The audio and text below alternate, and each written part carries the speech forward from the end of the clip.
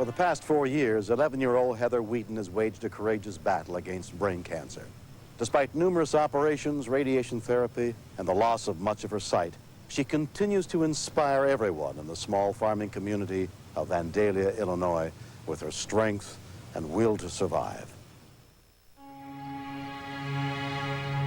I thought if Heather had a puppy, it would give her incentive to come home from the hospital after operation.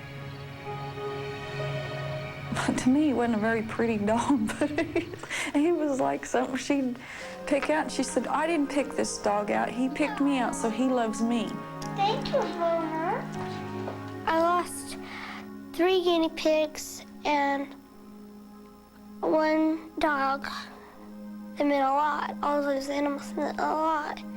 And when I first saw Boomer, he sat on my lap and he looked up at me with those black eyes and like, let's go home. It may seem real hard to understand why a dog would mean so much to a little girl and a family. But when it's an incentive for someone to live as long as they can live, then it's like a gift. On December 29th, 1991, Pam and Todd Wheaton were going out, so they had arranged for Heather to spend the night at her grandparents'. Boomer still was a little pup, and he piddled on the carpet, so I'd make them pin him up in the kitchen.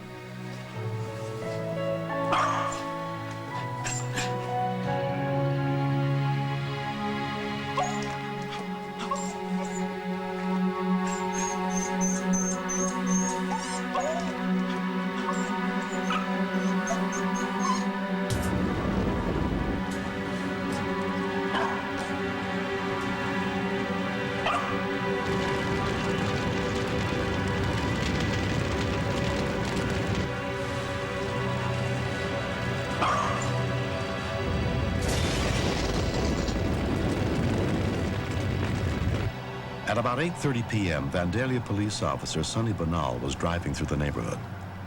I was on routine patrol this evening when I noticed a orange flash to my right. When I backed up, I confirmed that the home was on fire.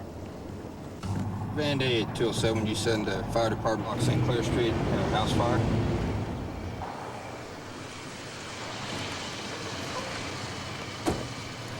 First thing that went through my mind was that I needed to try and see if somebody was in there. A firefighter who lived nearby heard the report of the blaze and rushed over to see if he could help. What do you got, Sonny? I think there's people inside that couldn't get the door unlocked. Want me to kick it? Go ahead. Anybody in here? Fire department. We confirmed that no one was in the home, but we could hear a dog whining. But the smoke at that time was getting too thick, and we couldn't stay in there any longer. So for our own safety, we then got out of the home. Within 7 minutes of the call, the Vandalia Volunteer Fire Department arrived at the scene, including firefighter Gary Blurton. When we first arrived, the smoke was bellowing out of the house. It was very, very thick, very, very black. One of the firefighters came out of the house and said that he had heard whimpering of the dog inside the house. I have a dog of my own, and I know that they are part of the family. So I knew that we were going to make an attempt to try to find that dog for the family, if at all feasible. We did make a search in the living room and the front part of the house to try to find the dog. But it was unsuccessful. We couldn't find him.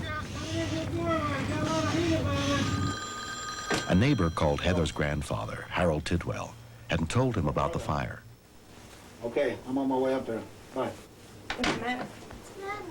When my grandfather told me that there was a fire in my house, I thought, Boomer, oh no, Boomer. And all the way over to my house, I thought, I don't want Boomer to die. We all know Heather's illness, and I think it just made it that much more of a plight to try and save the dog for her. When I first heard there was a fire, my first thought was about Boomer. Because I can replace material things, But I felt at that moment, Heather can't lose this dog. We can't lose this dog. Heather has lost enough. As soon as the fire was contained, the rescue workers went back in to search for Boomer. Upon seeing the dog, I believed the dog to be dead, and I didn't feel there was any hope for it. They immediately carried Boomer outside and assessed his condition. His pulse was very rapid. He was unconscious. He would not respond to any painful, what we call painful stimuli. We couldn't get him to respond at all. This dog had very little chance of survival being in the conditions that he was in. How was I going to tell a little girl who's dying herself that her dog had died? That was her friend. And when you take something like that away from a terminally ill child, sometimes they lose the incentive to live. And I wasn't ready for that. Firefighter paramedic Mark Ponzel was also on the scene. I had heard of this dog CPR being done before from another paramedic that I work with.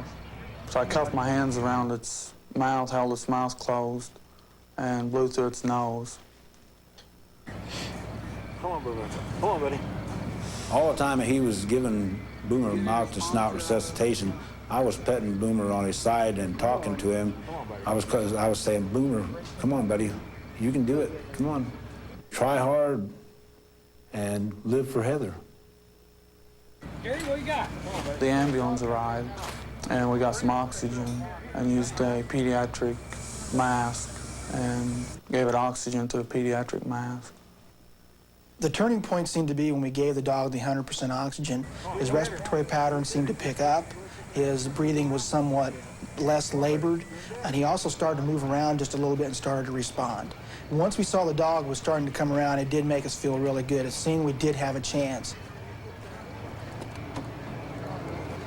When I walked over to Heather, she was physically sick from her nerves worrying about Boomer.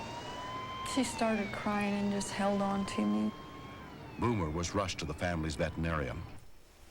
Dr. Connie Heaton met them at the clinic. When I first saw Boomer, he was almost non-responsive. If you talked to him, he would try to look, and then he was just too tired. He would lay back down. He just showed signs that it was pretty close, was touch and go, that if we didn't keep things going, that Boomer wouldn't be with us much longer. I stayed with Boomer by myself, treating him, watching him, seeing how the drugs were affecting. As he became more responsive and wiggling to where I couldn't hold him on the table anymore, then I knew Boomer was going to be okay.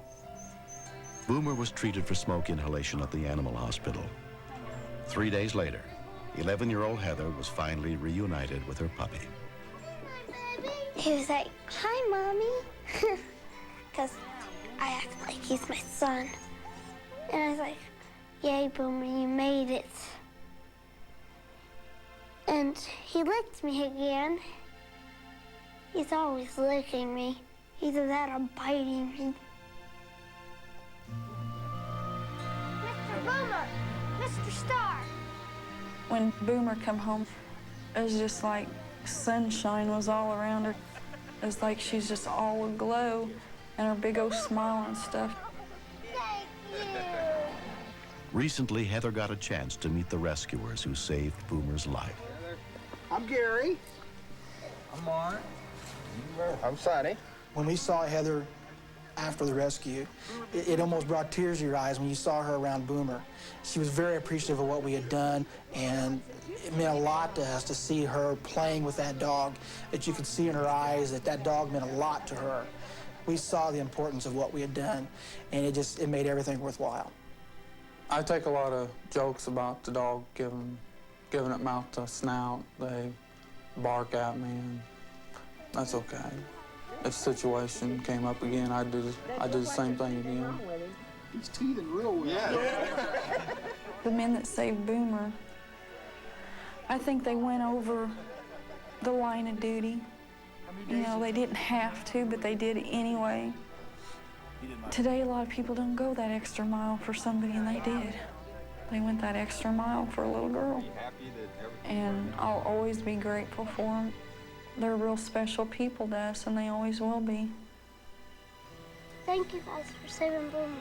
I'm very, very proud of the men that helped Boomer. If they didn't help Boomer, Boomer wouldn't be here today.